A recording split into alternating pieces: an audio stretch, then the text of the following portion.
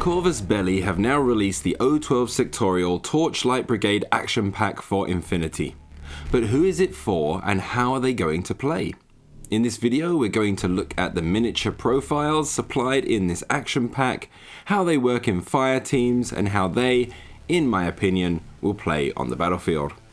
I want to stress that these are my opinions and are most likely wrong. I'm not going to engage about whether or not troop profiles are under or overpriced. The speculation can be useful but is best left for once we see the sectorial played regularly on the table. This will be more about the flavour of the sectorial and whether or not that will speak to your interest of gameplay. With that out of the way, let's get into looking at what you get in the action pack. The Silver Star Rovers are the line troopers of the Torchlight Brigade. They are heavy infantry with a decent armour of 3 and 2 wounds. There are no hacking options, which you will find there is very little of in this action pack and I suspect throughout the sectorial. But this is made up for with a BTS of 6 and the availability of tin bots. These guys are going to make up your main fire team, and the fact that a number of them can carry tactical awareness means that they will help carry a lot of extra orders for the fire team to use. Along with each trooper being a specialist operative, they are going to be a flexible tactical unit. A tactical marine, one might say. Okay, probably good to get this out of the way now. There is a lot of talk about how these guys look a lot like Space Marines. I honestly think they are unique enough, and it has a lot to do with the Roman aesthetic crossed with the blue colour scheme that triggers this reaction. The design that I think is most similar to Space Marines is probably the helmet, looking pretty similar to Mark X armour. These are definitely the models in the set that have the most similarities to Astartes, and it is all in the helmet and colour. The rest of the body has no similarity in my opinion, and they look like Infinity heavy infantry. With these being the main line infantry, you can probably tell that this sectorial is going to have difficulty fielding lots of troops to get order counts of up to 15, and so relying on less models in an army that still offer more orders is the way these have been designed. And although you may be fielding less soldiers with a fire team of these guys, at least you will still be able to achieve objectives with everyone in the team. Here is the big boy of the box, and he is a chonky S5 heavy infantry with armor of 5 and BTS 9. He also has tactical awareness, so will carry an extra order for itself or the link team it joins. But with only 2 wounds, it may go down quickly if failing some unlucky arm rolls. The most unique ability the model has is its BS attack -3. This means that as long as the Silver Star Prime attacks, then the opposing model will have to apply -3 to whatever roll it makes, whether that is a BS attack, dodge, or whatever. This makes this unit pretty aggressive in my mind. To get the most out of his HMG burst, you'll be wanting to actively attack your opponent in range bands that suit you. As an ARO piece, he will be less efficient, as actions like dodging will not grant the -3 to the opponent's roll that mimetism would. With the fact that the HMG is the only option for this guy, then I can see him being used for peek, shoot, and hide actions. He may be particularly useful for squaring off against any units that carry MSV, as his attack will still force a -3 on their roll. These guys are not to everyone's tastes, but I am going to have fun painting up these larger than life characters carrying swords and shields like cyberpunk Knights of the Realm. The design is very similar to the Maximus model that came out along with Ensong. However, he will not be making an appearance in the sectorial, it seems. As a JSA player, they remind me a little of Tanko Zenzen Butai, as a cheap, heavy infantry option with 2 wounds.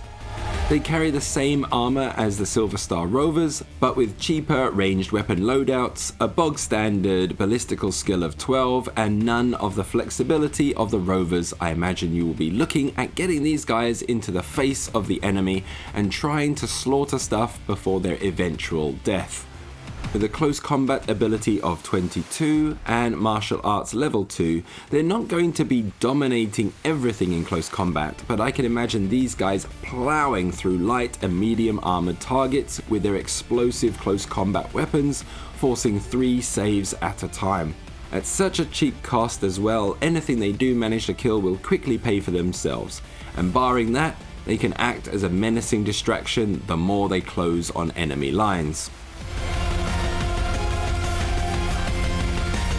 Striders may be a scouting unit with mimetism, but they are still heavy infantry with armor of 3 and the familiar BTS 6. However, these guys only carry a single wound, but with no wound incapacitation, they basically have 2.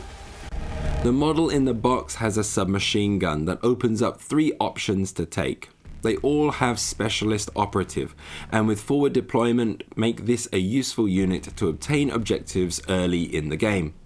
However, 2 options have mine layer, one with shock mines and the other a deployable repeater.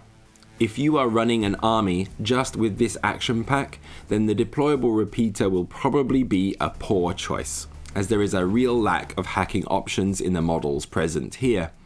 However, the mine layer shock mines are always a valid option as you guard the rest of your army's advance.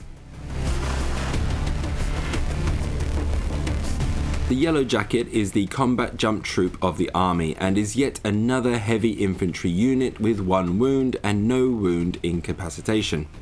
The model in the set is also equipped with a submachine gun, giving the action pack the only option for a hacker.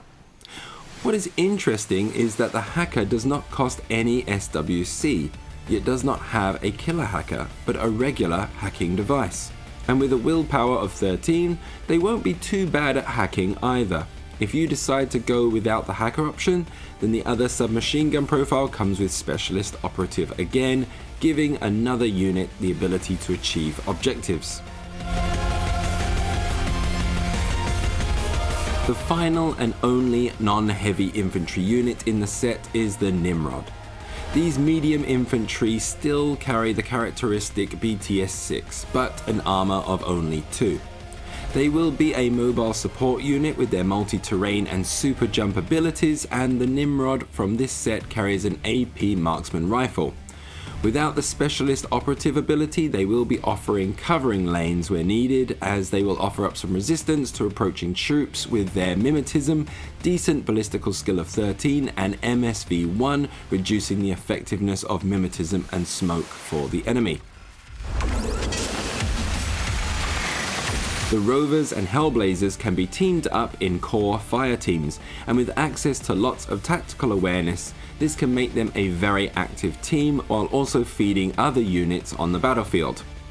The Prime can also be added to the fire team options, but it does not count as a silver star, so the team will not get the bonuses a pure team would gain. This is all the options we have in this particular set, but the Gladius reinforcement pack can also be used within the Sectorial for more fire team options, but let's save them for another video. Well, without actually playing a game with them, this is just my impression, but the Torchlight Brigade are a heavy infantry focused army akin to Yu Qing's Invincible army. There is very little hacking in the troop choices, and this particular set has no killer hacker defense, and so rely on their high BTS and Timbots. Against a hacking network, I imagine they will struggle, as eventually the hacking attempts will get stopped more regularly than other armies, but without being able to strike back, the wave of hacking will eventually get through their defenses. Especially with this pack, you are looking at a 10-man 300-point army and will rely on their high wound count, extra orders through tactical awareness and armor to be survivable. With so many specialist operatives in the army, even with a small force, it will be hard for any opponent to focus down specialists in the aim of preventing the Torchlight Brigade from scoring. They also appear to be an aggressive army, as they don't carry great ARO pieces and have some decent close combat units or fire teams that will do better in the midfield. Without smoke to cover their advance, they will be relying on their heavy armor to keep them safe, As a JSA player, I like my smoke to cover my advance, but the Torchlight Brigade will have to change up my approach to get the units into effective ranges. I add the caveat that I don't get to play much, and this is all my armchair general opinion. Please let me know where my analysis is wrong down in the comments. With these 9 models in the action pack, they can provide an army value of 272 points and an SWC of 4. This then leaves a 10th spot for the army to be filled with 28 points and up to 2 SWC. If you wanted to jump straight into playing with a full sectorial out of a box, it may not be an optimized army, but it gives you everything you need with some fireteam options with the Rovers, Prime and Hellblazers. What do you think of the army box and new sectorial? Have you been enlightened by the coming of the Torchlight Brigade, or sneering in the shadows? Let me know in the comments, and I hope you look forward to videos covering the model's quality and how I get on with painting them. If you enjoyed the video, please leave a like, and if you want to see more, then please hit the subscribe button. I hope to see you in the next video.